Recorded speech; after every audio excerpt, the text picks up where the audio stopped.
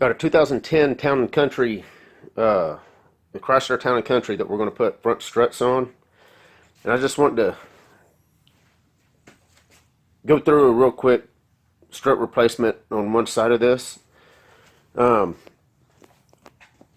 thing that might intimidate a lot of people if they take a look at this and think they're going to tackle it themselves is that you don't see the top strut mount.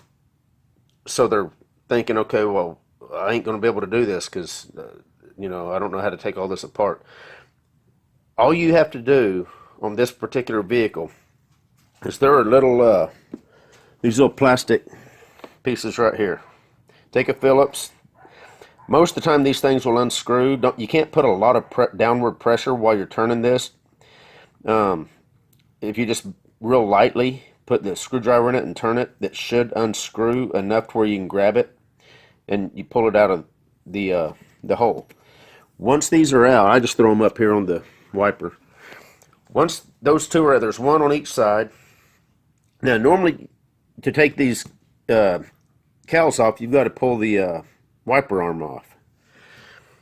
We're not going to do that. You got to have a puller. There's a nut. If you do choose to do this, you take this nut off and you got to have a puller most of the time to be able to pop these off. They're on a spline shaft and you got to pop them off.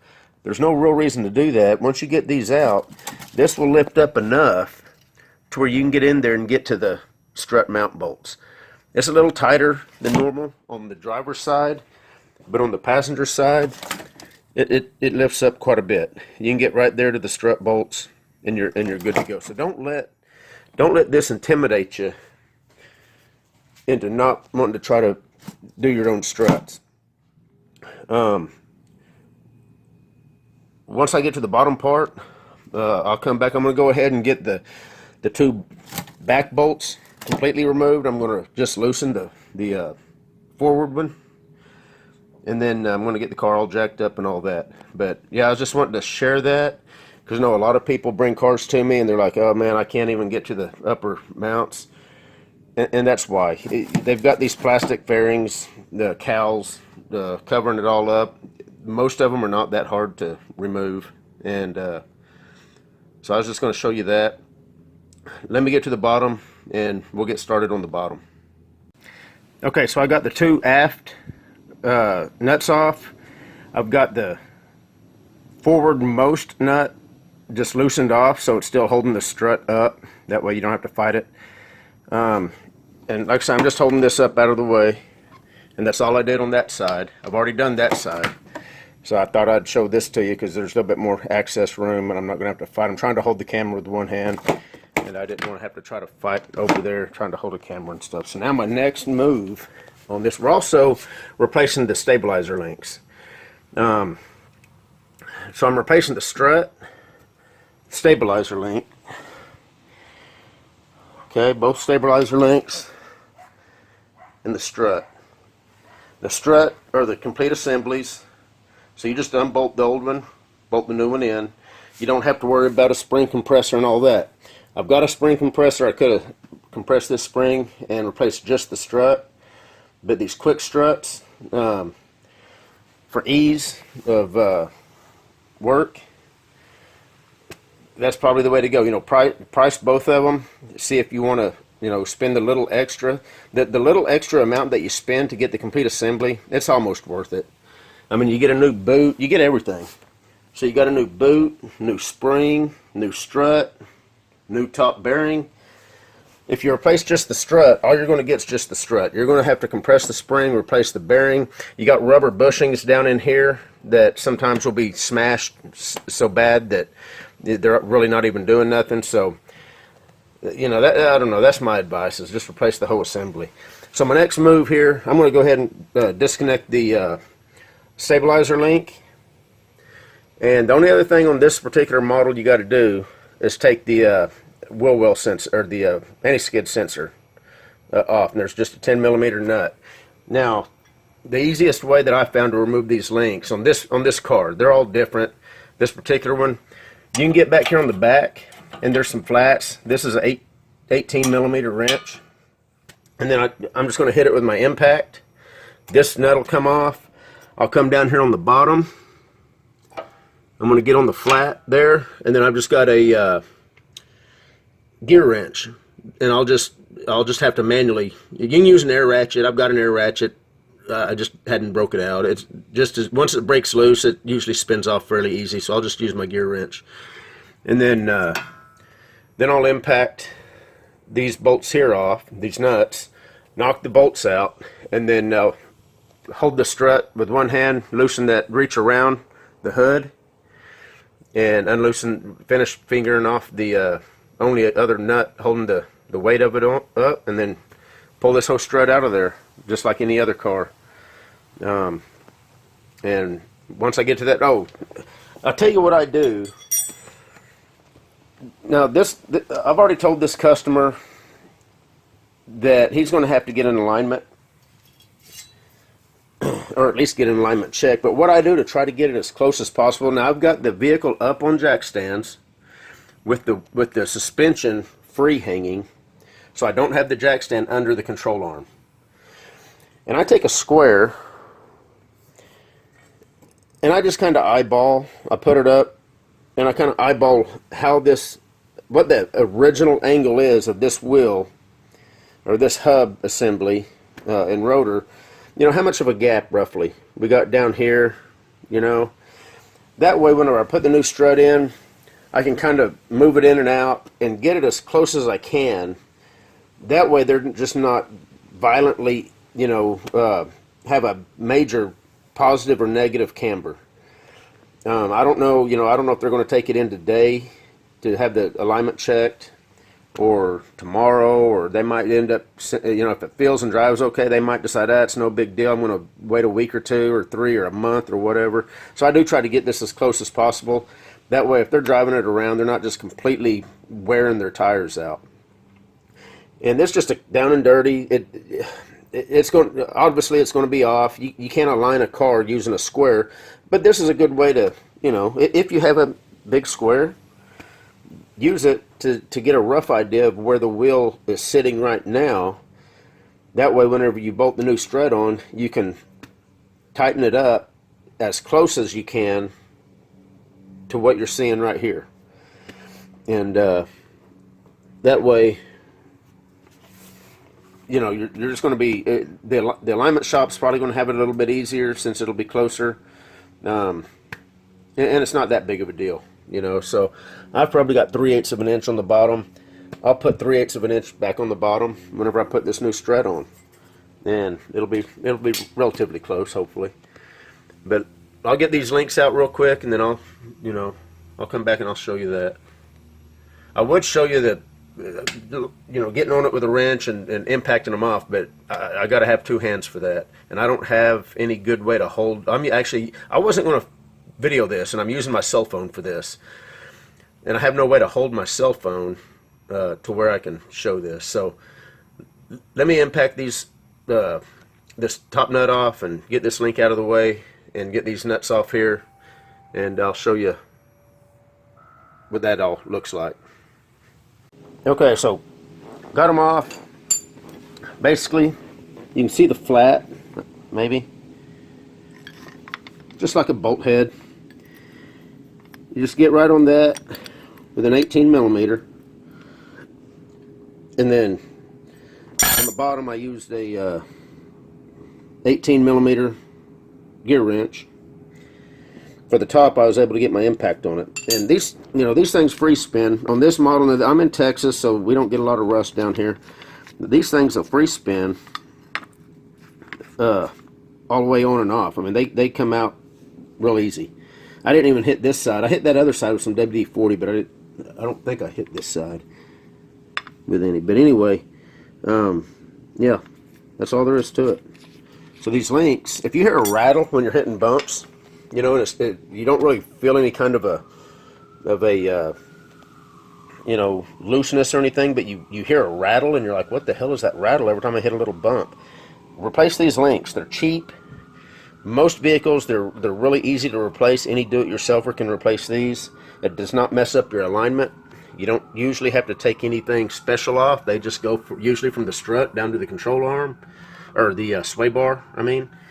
And you can usually do that yourself. Doesn't take a long time. I'm going to go ahead and rip these nuts off right here and get this strut out of here. Okay, impacted the nuts off there. The one 10mm here. Got my little Hitachi. I'd already cracked it loose because the Hitachi wouldn't break it loose. Pull the little bracket off there, just slides on. You got to be careful. You got to be careful when you pull the strut out that you don't damage the anti-skid wire. Otherwise, you'll be replacing the anti-skid sensor. Okay, so next step, I'm just going to tap these. These are tapered, so you don't have to worry a whole lot about mushrooming it unless you're really having to weld on it. You need to be careful. That'll pop out. I'm not going to take this one all the way out right now because I like to, what I do, now I'm working off the floor. I do this on the side in my garage so I don't have a lift. But I'll take my legs and I'll put my legs underneath here so that I can take a little bit of the weight. Use my legs and just lean back a little bit to take some of the weight off. Then I can pull that right out with my hand and then just slowly let it drop. Not so much that you pull your CV joint apart.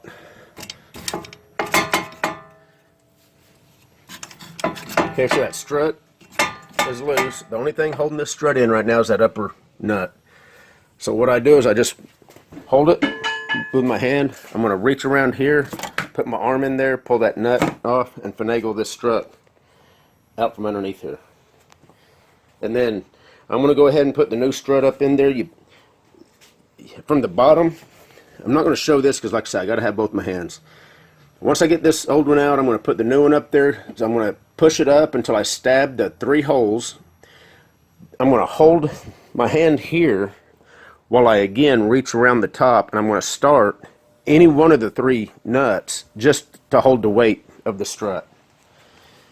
And then once I get it held from up top with a nut, I'll come down here and I'll get this fished back in here to get the bolts popped back in. I'll put the link on and use my square to get it as close as I can and call this a job done. So I'll be back whenever I get all that done. Okay, it's literally been maybe 60 seconds. I've got the new strut fished up in there. It's loose. I went ahead and just started the 3 top nuts by hand.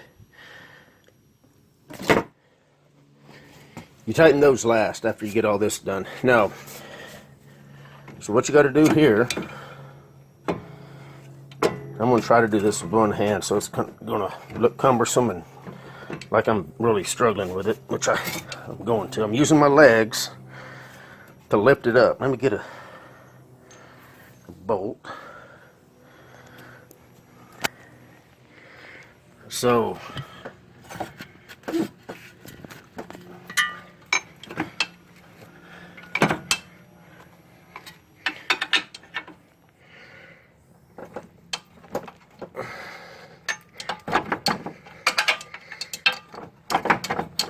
okay, I'm going to have to do this. I'm going to have to set the phone down. Okay. With the phone set down, I was able to grab it with both hands and do what needed to be done. Got the top bolt in. Bottom bolt. Go in.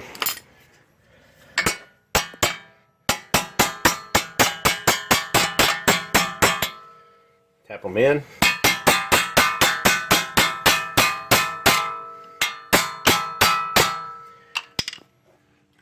And see, if you notice, that bottom hole is slotted,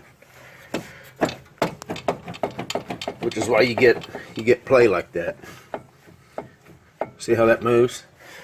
So that, whenever you snug these up, use that level and get it as close as possible. Found my little bolt. I'll go ahead and get this in here.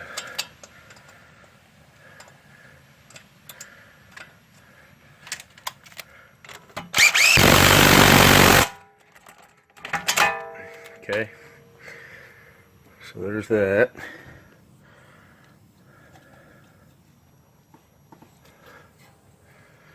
Make sure these things aren't banjoed so tight. For some reason, that seemed a little tighter than what I was comfortable with. So I just bent the bracket just a little bit, pulled back on it just a little bit to put a little slack in it. So now what I'm gonna do, here's the link. Whoop.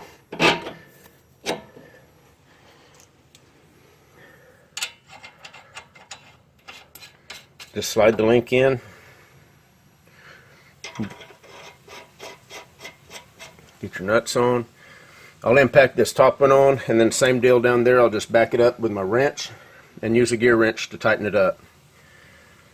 I'm going to impact this one on just so it's quicker. So I'm going to set the phone down and I'll be right back. Okay, the link is all installed. These do have grease in them, but if you want to shoot just a little bit of grease in them, you can do that. So the only thing I've got to do now to finish this up is put these two nuts on. I'll push on this a little bit or pull to get my 3/8 of an inch down here roughly with my square, and that's where I'll tighten it up at. And then I'll just tighten the 3 bolts up that's up top, and we're done. Probably been about 35-40 minutes that I've been out here. Probably about 10 minutes of that I've been messing around trying to film it. So fairly easy job, you know. If you have a floor jack and jack stands, you ought to be able to do this yourself. So once I get this put back together, I'll come back and I'll show you everything. Okay, everything's tightened down here on the bottom. I haven't went up top yet. Impacted those on. I pushed and pulled a little bit until I got my gap down here. Got roughly 3/8 of an inch, which is about what we had to start with. So whenever I lower this, the wheels should be pretty close to the position they was in whenever it came in. But he's still going to need to have the alignment checked. I'm going to make that clear. Obviously, I don't have an alignment machine in my garage, so I can't do that. If you do the square trick, method, whatever you want to call it, tip, hack, whatever, make sure your hub or your rotor is pushed all the way up against the hub, because if it's not, if it's loose, then it more than likely is not going to give you a accurate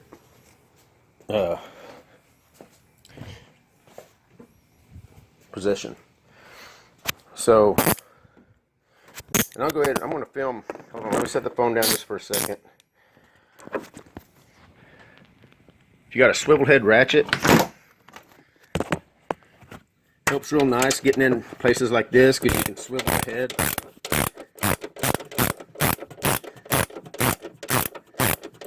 And I probably should have got my air ratchet out for this, but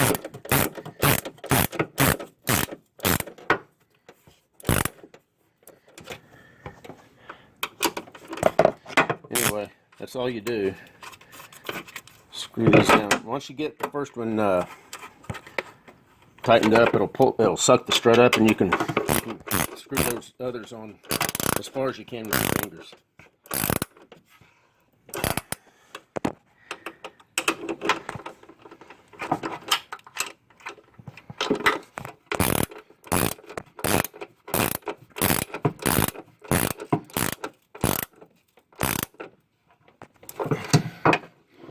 I like to go back to the first one, make sure that it didn't loosen off at all. And there it is. Now, I'll put the 2 little clips back in the cowl here, and the strut work and the link work will be done. Put the wheels back on, and it's about all there is to it on this particular vehicle. And again, it's a 2010 Town and Country Chrysler. See ya.